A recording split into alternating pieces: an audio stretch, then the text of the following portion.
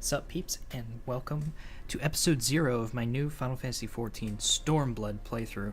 In this playthrough, I will be role-playing as a character of mine from a story series my wife and I are writing. This character's name is Kreed Rose. As Kreed, I'll be completing all the main story quests from the original A Realm Reborn all the way through to the end of Stormblood, so that includes Heaven's Ward too, as well as doing the various job side quests and the small side quests to unlock dungeons. As for the character of Kreed himself, he is originally from World of Warcraft. I made him back when I bought the Wrath of the Lich King expansion pack, way back when, right before Mists of Pandaria. Originally a blood elf, he was just a young man when he who had recently married his childhood sweetheart when the Scourge, under the control of the Lich King, invaded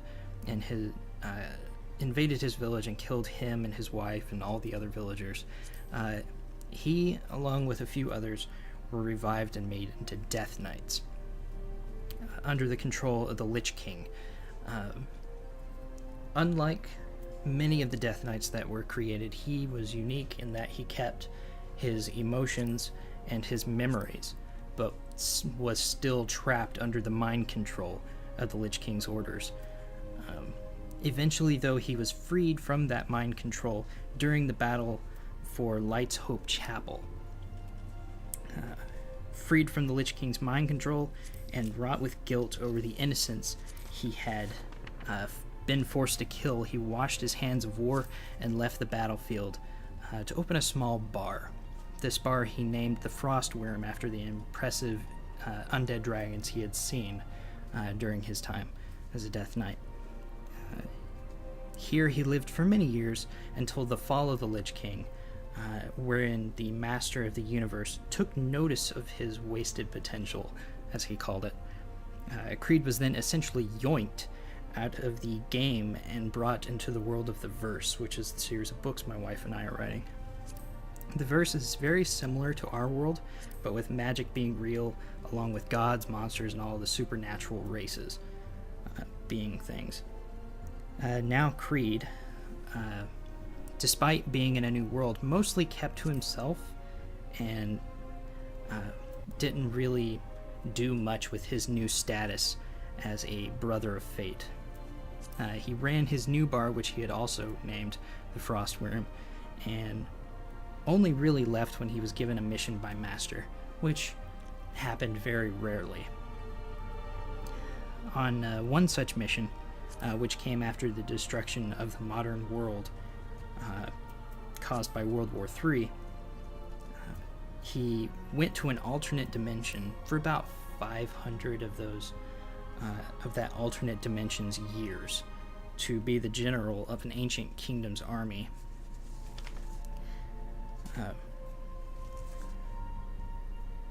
But before I go into that further, during the 500 to 600 years that he was in the modern world, Kreed had come to greatly respect Master because he wasn't a tyrant like the Lich King had. Sure, he had his arrogant moments, but he was generally a nice guy, and he tended to respect all of the Brothers of Fate and their opinions before sending them on their various missions. Let's see, where was I? So when he was given this new task by Master, despite having once washed his hands of war, he decided to give it his all, because Master wouldn't have sent him on this mission if he didn't think Kreed could handle it. In doing so, he learned that despite the horrors and atrocities he had committed in Azeroth as a Death Knight, he had actually enjoyed his time being a Death Knight when he wasn't killing innocents and burning villages down. He enjoyed the thrill of battle and cleaving his enemies to pieces. He enjoyed the rush of it all, getting in there and hacking people to pieces. He no longer saw his Death Knight abilities as being a curse, but as a part of himself. By the time the war ended in this alternate universe, and he was returned back to the Verse, he was a changed man. He was more confident in himself, and no longer ashamed of who and what he is. he will never forgive himself for the atrocities he committed while under mind control, but now he understood that it wasn't him that did it. It was the orders of his boss, the Lich King, that had caused such a thing to happen. Now that he was in control of his own powers, he came to really like them. Shortly after returning from that mission, 2 women showed up at his bar with their own mission given to them by Master. They sought his help in traversing the vastly changed landscape of post-World War III Earth. Taking up the mantle of Death Knight once again, he'd only put it down for a couple of months before this point. He traveled with them to the coastal city of Arcadia, which had once been the desert city of Las Vegas. The whole world, War III, all the nukes going off and everything, melted the polar ice caps, devastated the landscape. If it hadn't have been for the intervention of a literal god and the master of the universe, erasing all the radiation, the Earth would have been completely dead after this war. The only reason why it survived and it wasn't a world destruction so much as an era coming to an end was because of that. They stepped in and they removed all the radiation, allowing life to continue and slowly grow back. But after about 500 years, not much had changed. Let's see. Yes. During their travels, in which he traveled with these 2 women named Kat and Minks, he fell in love with one of the women, the warrior named Minks, who they all believed to be an interloper from another reality. Both of them had appeared one day, just kind of out of nowhere, like they usually did, from their own memories as being interlopers. They would just appear somewhere, they'd go in, they'd do their mission from their master of the universe, and then they would return back to their reality, and that would be that. And because of that, and because they had those memories and those talks and everything, Kreed and Minks believed they couldn't be together. So when they arrived at Arcadia, they parted ways. They didn't want to, and it broke them both to pieces, but they did. Later on, after Minks and her partner, Kat, completed their mission, Master revealed to them that, hey, you know, you're actually clones of the real Kat and Minks. You're not them, so you don't have to leave. You can just stick around if you want. What, did I not mention that? Oh, I am so sorry. You know, in typical Master asshole fashion. So, overwhelmed with joy, and overwhelmed with this new reality that they were clones, Minks and Kreed were reunited and had a fantastic time before deciding, hey, let's get married. So they got married the next day. The story that I'm going to be picking up from and role-playing through this series is roughly 67 years after that. Master gets a request from Hydaelyn, who is essentially the goddess or the mistress of the Eorzea world. She's the mother crystal. She's the highest of the high, essentially there. And she's like, hey, please send a powerful warrior to come and fight for my realm, to protect it from the Ascians and their dark god, to keep my world from being destroyed. So Master, of course, knowing that she's going to owe him at some point, it's like, okay, I'll send somebody over to clean up your mess.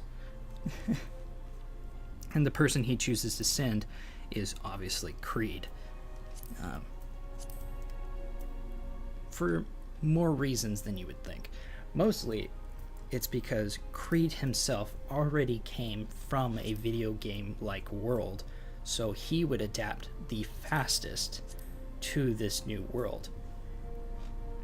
So it just made more sense to send him. Plus, Kreed had always accomplished every mission Master sent him on with flying colors, so it was like, okay, yeah, I'll just send you. It'll be fine. You'll get this done and come home and it'll be fine. It'll be great. However, Minks was not able to go with him because during, the reveal that she was a clone, it was also revealed that she was secretly a goddess of this world, so she wasn't able to leave and go with him. As sad as that is. Being separated from his wife, he's not too thrilled, and it will probably come up a lot in conversation as he's running around killing things. But yeah, this playthrough begins from there, when he's sent off to Eorzea to do this mission from Master for Hydaelyn. So after this video, I'm going to stay in character as much as possible. I'm going to talk during some cutscenes. I'm going to voice act some cutscenes. To the best of my abilities, I might have to drag my wife over and be like, voice this woman, I have no female voices. Because all of my female voices tend to come off as snarky British dipshits. So, yeah. I'm gonna do my best for that. As I said, I'm only gonna do the main story quests along with the various regular quests to unlock various job abilities and so on for a warrior until I hit level 50 and I make it to Ishgard. At the time when I get to Ishgard, Dark Knight will be available, and that's when I'll be making the transition over to Dark Knight. From level 50 warrior to level 30 Dark Knight. So the leveling might get a little repetitive after that. I might have to put doing the main story quests off for a couple of episodes until my Dark Knight hits level 50 again. But once it hits level 50, I'll be able to dive headfirst into completing all of the Heaven's Ward main story quests and all of the Stormblood main story quests. I plan to finish this series as a level 70 Dark Knight with as powerful gear as stuff as I can get.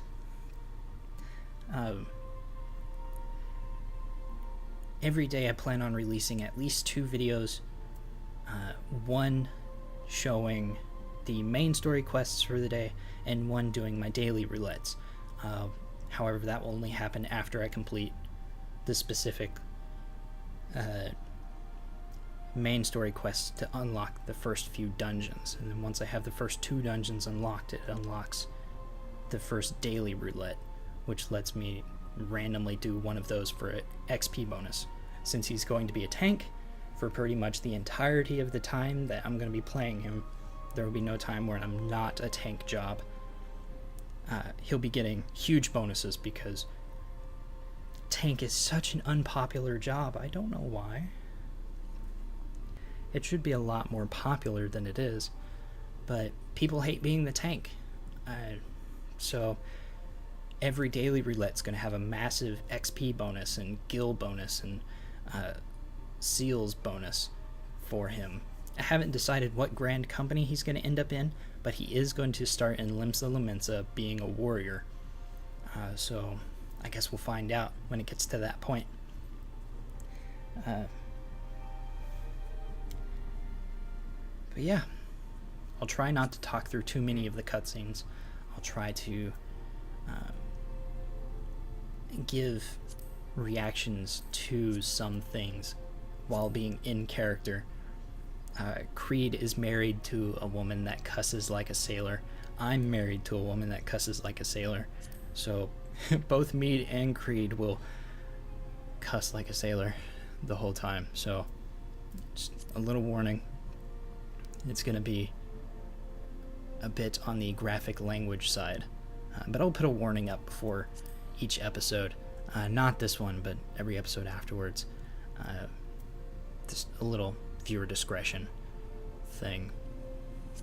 As you can see, I'm switching through the various jobs, looking at their job clothes, pointing it out to my wife, like, look, this is what he's going to look like, and all that fun stuff.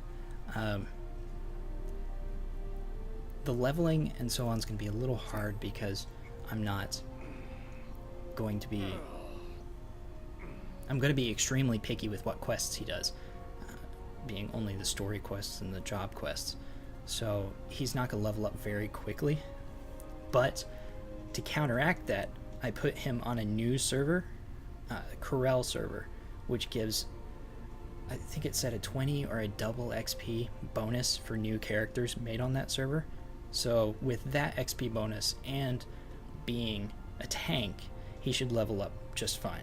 It shouldn't take more than a couple dozen episodes before he hits 50.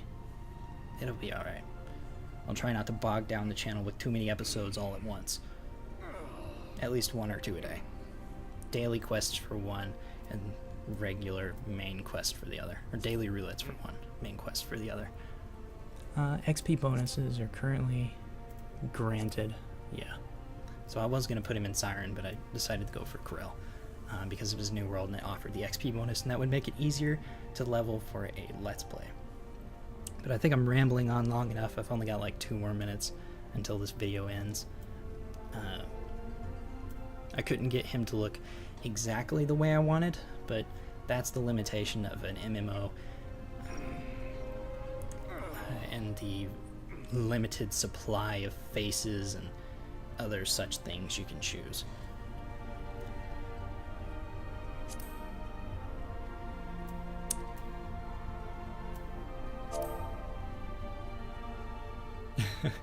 He's doing the ridiculous emotes every time I hit the check button.